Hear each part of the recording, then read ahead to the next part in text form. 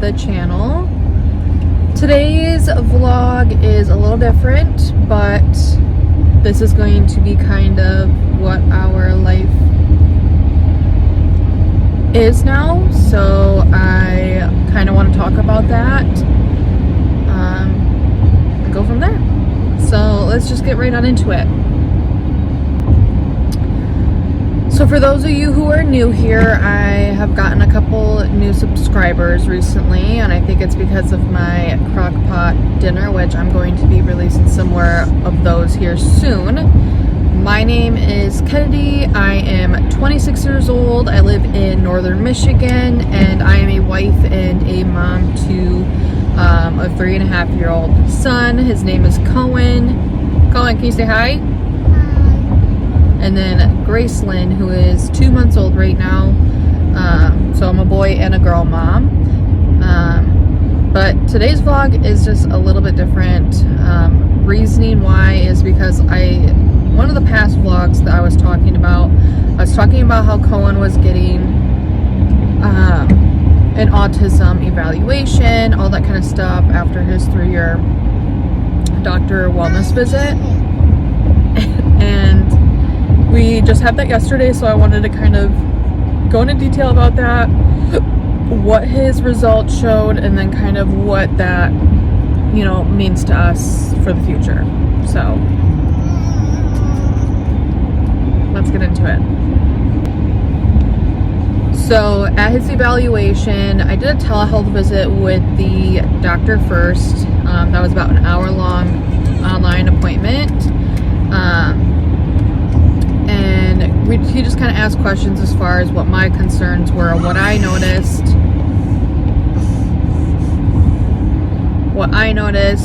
kind of what the doctor was concerned about, because the doctor, his pediatrician, is the one who referred him, so kind of wanted to touch base as far as what everything was, and then kind of decide then if he thinks like a actual in-person evaluation for Cohen was worth it. At that time, he did think that we should go ahead and schedule the in-person evaluation, which is what we did yesterday. Yesterday's appointment, again, was also like an hour long. He interacted with Cohen, asked Cohen questions. Cohen always does this whenever I'm vlogging and he's around. He has to make it known he's here. And the doctor the doctor did diagnose him of being on the Autism Spectrum. He is currently a level 3, which is the most severe level from what I understand. And it's not like he's not going to be able to improve over time. He will get to improve over time. I'll get into all those details here in a minute. But he is a level 3 autistic person. Most of the reasons why I think he was diagnosed as a level 3 and not a level 2 is because he lacks in like the speech department. He talks and says words and puts words together. He just doesn't speak in full sentences. And never really has. He also has like his own little language that he kind of does. I've always said, oh, there's his own language or whatever. He's speaking in his language. So yeah, Cohen is a level 3 autistic person, and we're now trying to navigate what that kind of means, and kind of do what's going to help him in the future thrive. So that being said, I kind of want to get into what we're going to be doing in the future for him. So the main thing that at his level of autism really thrives from is okay, this person's being a weirdo, sorry, is ABA therapy, which is applied behavioral analysis therapy. They also think he would benefit from like speech therapy, which I agree with. I'm all on board for all of it. just to kind of get him talking more and, you know, using sentences and pronouns and everything like that. He talks about himself like in third person, so if he is talking about himself, he'll always say Cohen, not I. He'll just say Cohen, you know, da da da da. Like, we'll just say something random. So those are two of like the therapies that he's going to need to be doing. On top of that, he is also not going to probably be able to go into a normal school like classroom, at least for a while, until we get things under control. Cohen has his needs, obviously, so we have to put that first. He's being a goofball. So he will need to have like assistance in the classroom. So that's pretty much it for like the therapy part. What we're gonna do for the future, I'm going to get us inside and start feeding Graceland, and I will kind of discuss to you guys what symptoms Cohen had, signs that he was showing, as to far as why I kept bringing things up to the pediatrician, just in hopes that it may help other people that are going through it, and we'll go from there. So I'm gonna get her out, feed her, and get back on here. Alright, so I have her fed. She's currently napping in her swing. Cohen is watching Blue's Clues. So I thought now was a good time to go ahead and try to finish up this part of the vlog and kind of wrap it up. I'm currently pumping, so if you hear it, I apologize, but hands-free, gotta do what I gotta do. So when I want to finish things, this is what I do. So signs and kind of like the ages that they were associated with is kind of what I'm going to go over next. So I would say he was hitting all of his milestones until about 18 to 24 months of age. At that time, he wasn't saying sentences, like he wasn't putting words together, that kind of thing. He didn't have a very wide vocabulary. And still to this day tends to point at things that he wants instead of telling us what he wants. He had his own language. He's always had his own language. So like he speaks very fast during it. And it's not a babble or whatever, but like he just says it's almost like a comfort mechanism for him. So yes, he still has his own language and does that when he is talking too fast, so we'll try to get him to talk slower. So that's something we've been working on. He was throwing frequent meltdown, like fits at that age. So if something wasn't done his way, he wouldn't tell us. He would throw a fit. Let's say he didn't want that food or whatever, he'd just throw it off his tray and stuff like that. So he started throwing fits right around the 18 to 24 months as well. He has always done kind of like a hand clapping. He would just randomly like clap his hands when he was excited. Also kind of do his little hand flapping, and he also jumps a lot when he's excited, which he still does. He doesn't as much do the hand flapping or clapping when he's excited or anything like that as much anymore. I more so see it when he's like overwhelmed with stuff. Cohen, take that out of your mouth now. Now. Put it in the garbage, please. He has an obsession with paper. This is another thing. He has an obsession with chewing and eating paper, which is what he was just doing. So that's another thing. He does not look and make eye contact for very long if he is making eye contact with you. Like with me, I try to get him to make eye contact with me, and he doesn't always do it. But yeah, he's not very good with the whole eye contact. Another thing we're kind of working on, just to get him to understand that like it's not scary to do, all that kind of stuff. So kind of things that are still going on now at this age, so 3. He's not speaking full sentences. He only speaks in fragments. So instead of saying, I want to go see the dogs, he says, daddy dogs, because that's what Logan does when he gets home from work, is he'll pick Cohen up if it's nice out, take him with him when he goes, let the dog run and everything like that. So he doesn't say, I want to go see the dogs. He says, daddy dogs. That's just kind of what he does. So it's not a full sentence, just word fragments of the sentence. And us being his parents, we know what he's saying. Other people, though, when he's talking to them, they have no idea what he's saying. So he still is having his fits or meltdowns.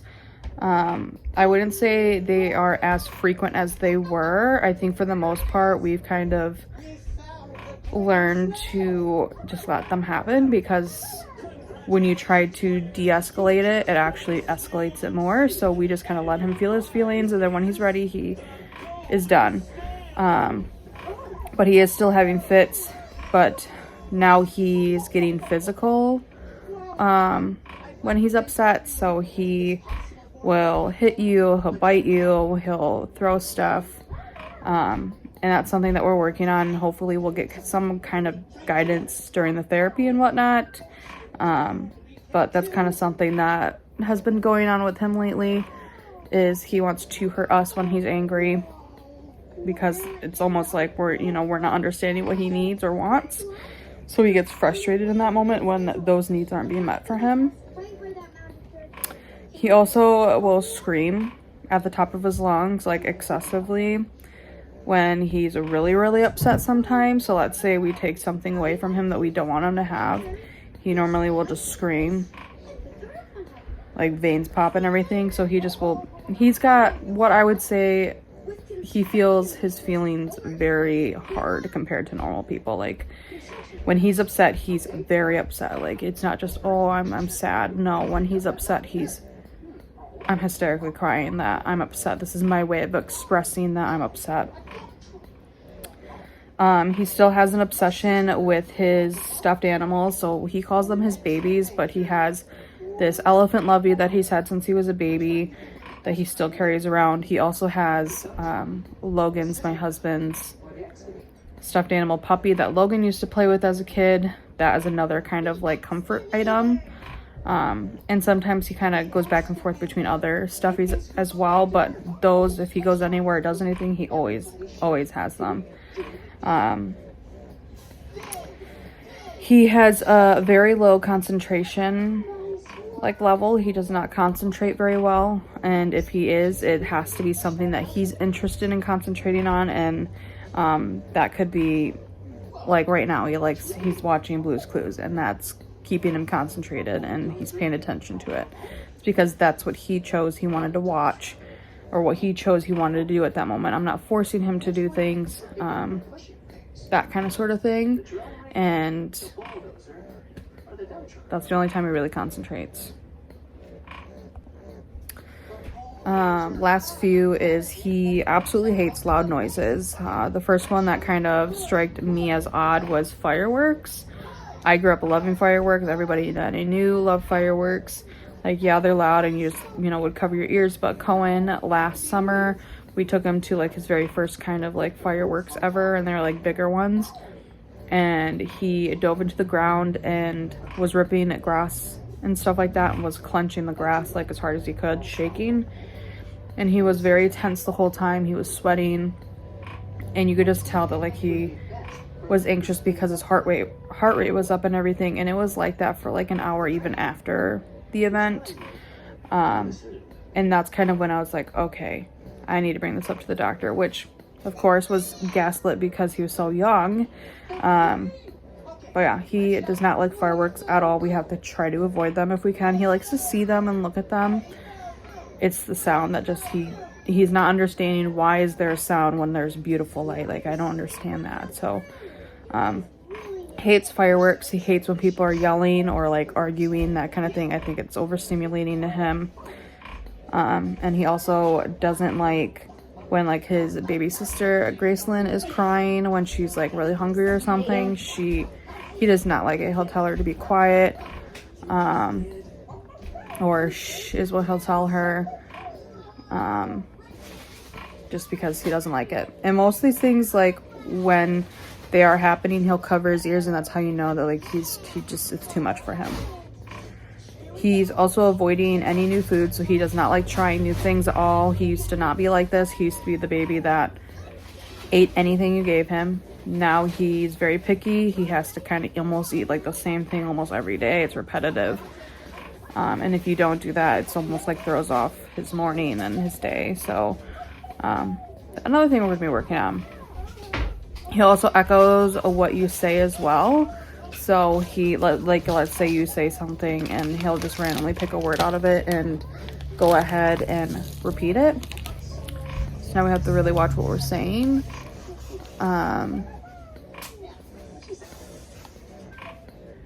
And yeah, it's pretty much the main things that we've noticed symptom-wise and that other people have noticed.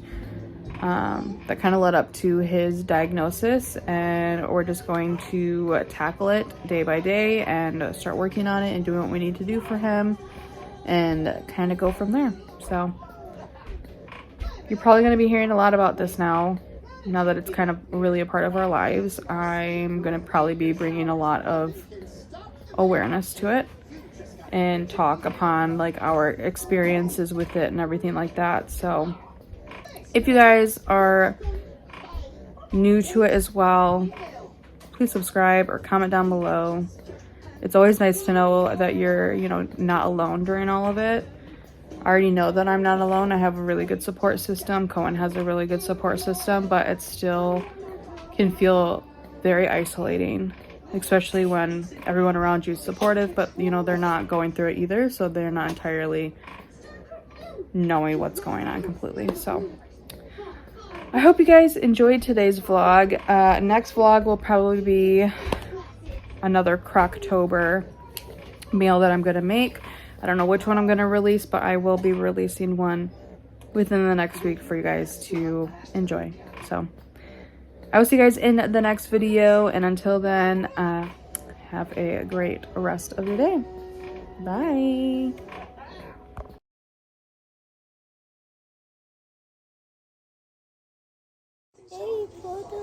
Who? Harry Potter. Come say it louder. I can't hear you. Harry Potter. Harry Potter? Do you see it? Say it again. Harry Potter. Harry who? Harry Potter. Potter. You see Harry? What is it? It's a pumpkin. See, it's spider. It's spider. Jack. A Jack. Buddy, look at it. Jack's right there.